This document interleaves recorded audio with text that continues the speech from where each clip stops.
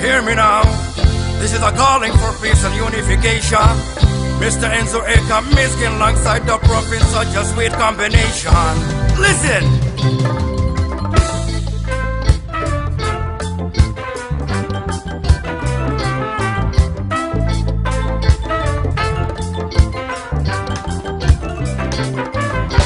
Vay gidiye, vay gidiye, vay vay gidiye Medine'ye. Vay gidiye, vay gidiye, vay vay gidiye Medine'ye.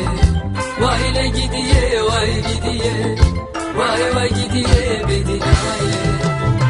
Çemsi bisk veradaye, keni kepinye daye, Enzo metir belaye, metir keder dünyaye.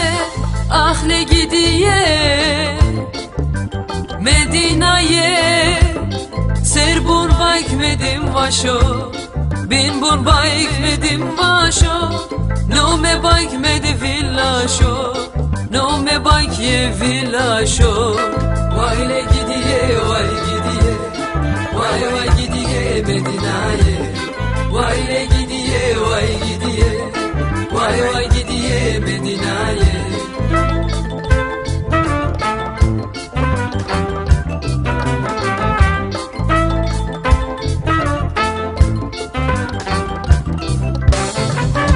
Mapana yo apekisiyo Olinga nga Medina Kote naza mwana Kongo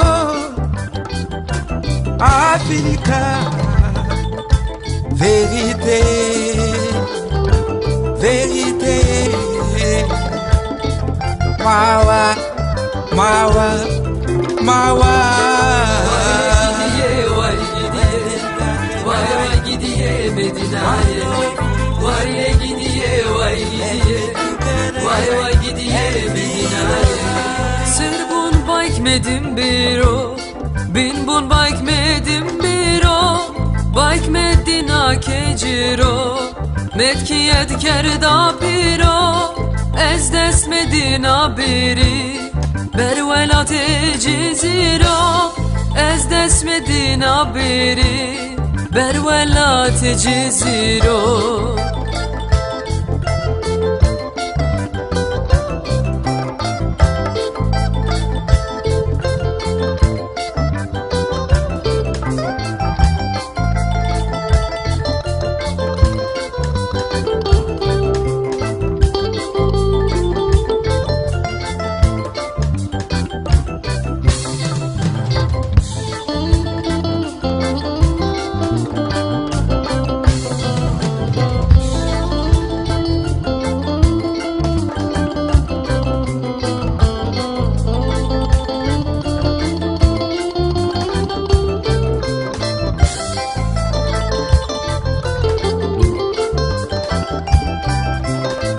Country's on fire, fire like a burning hell.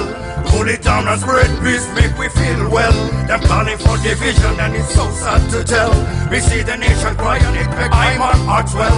Them causing all the war with all the rumors them a sell. We want to see the nation in a peace, a them a dwell.